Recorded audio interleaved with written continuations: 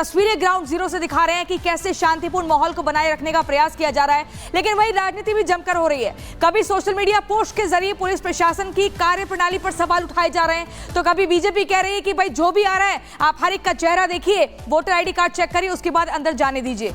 इन सब की क्या जरूरत है? देखिए, इसमें बड़ी स्पष्ट सी बात है एक चीज़ कि उत्तर प्रदेश में जो लोग भी जानते हैं, उत्तर प्रदेश में चुनावों के समाजवादी शैली को जो लोग जानते हैं कि वो किस तरीके से चुनाव लड़ती है, जब विपक्ष में होती है तब क्या करती है और जब वो सत्ता में होती है तब क्या होती है।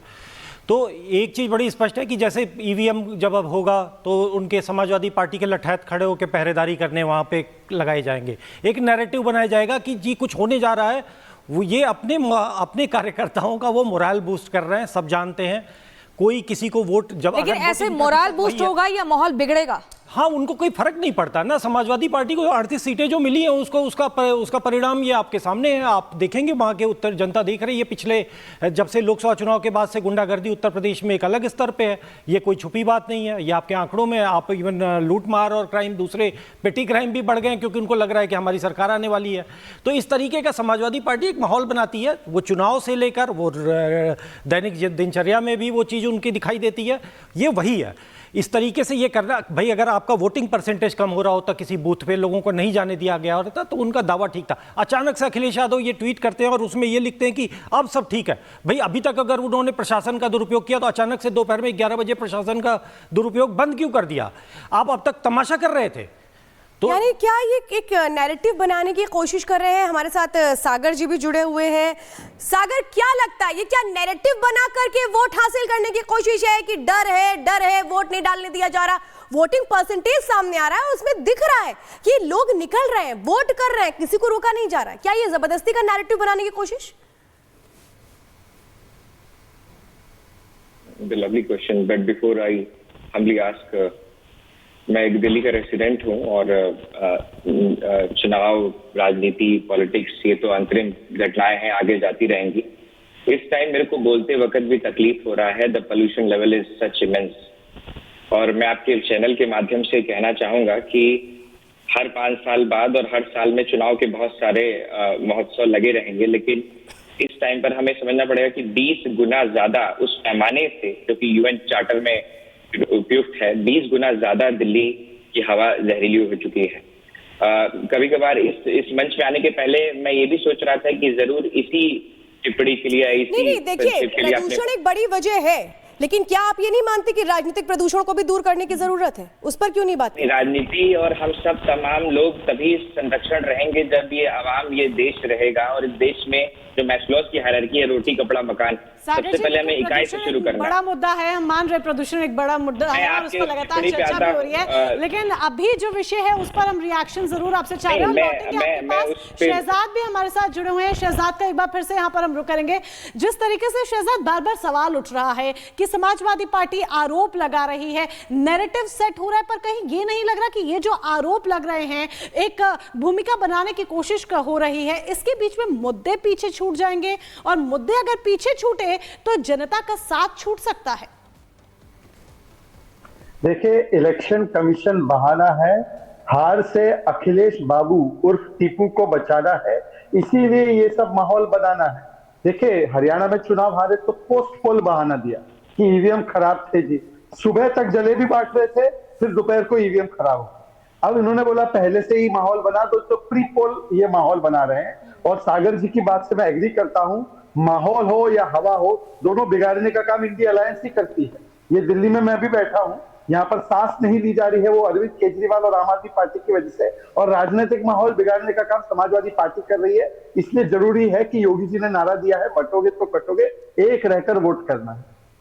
माहौल और हवा को खराब करने का प्रयास हो रहा है। सूर्य कुमार मैथिल जी, कौन है ये लोग जो लगातार स्थिति को खराब कर रहे हैं? शांतिपूर्ण तरीके से मतदान होना चाहिए। 9 सीटों पर ही तो उपचुनाव है। माना कि ये एकदम साख का एक सवाल है कि साख दांव पर लगी है, लेकिन इसके चलते थोड़ी कि गुंडागर्दी का रास्ता अपनाया जाए, आप पोस्ट के जरिए लोगों को भड़काने का काम करें।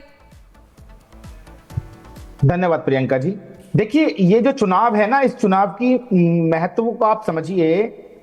आम चुनाव में जिस प्रकार से खटाखट फटाफट की पॉलिटिक्स के कारण जनता को गुमराह कर कुछ ज्यादा सीटें लेने के बाद समाजवादी पार्टी के जो ये गुंडे जो नेता हैं इन्होंने जिस प्रकार से उत्तर प्रदेश का माहौल खराब किया है, चाहे वो अयोध्या की बेटी का बलात्कार हो, चाहे उसके बाद इनके जो गुंडे नेता हैं वो जमीन पर खड़े होकर पुलिस वालों को गुंडा गुंडा कह रहे हो, या प्रदेश के अंदर जो जैसा कि पिटी जो क्राइम जो बोला अभी चंद्र प्रकाश जी ने भी, वो एकदम से बढ़ गया है।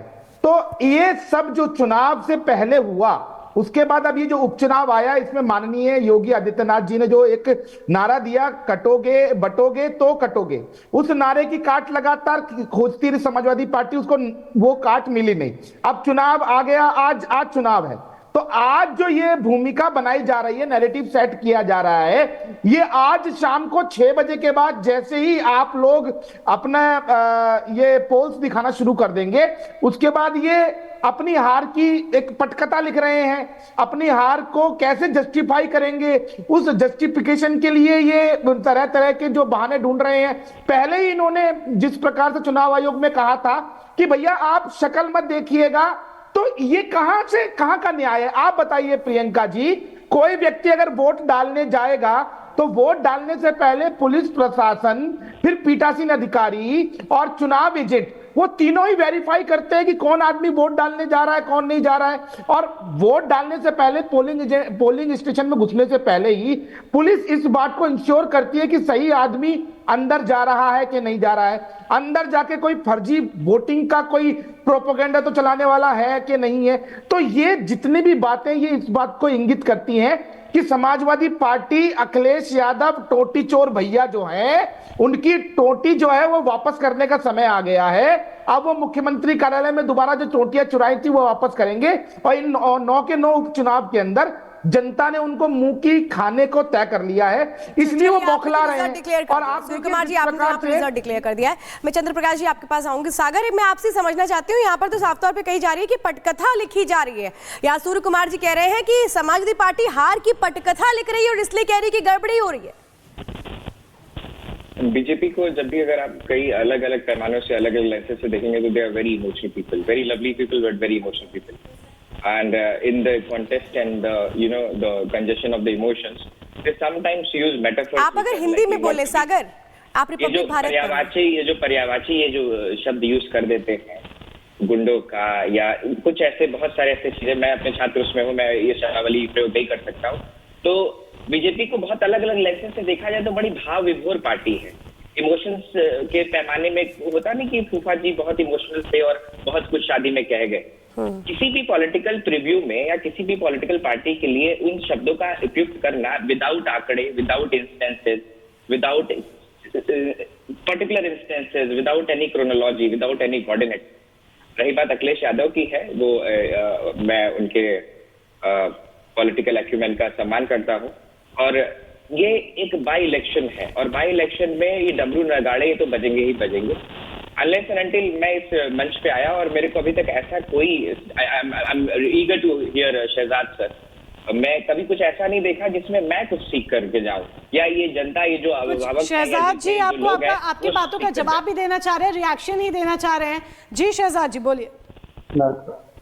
मैं सिखाता हूँ, मैं ट्यूशन ले लेता हूँ थोड़ी देर। देखिए, ऐसा है कि इनके एक नेता है मिस्टर मियां अबू आजमी, और ये मियां अबू आजमी जाकर मिले हैं मिस्टर मुफ्ती सलमान से, जो कहता है गजवाए हिंद चाहिए।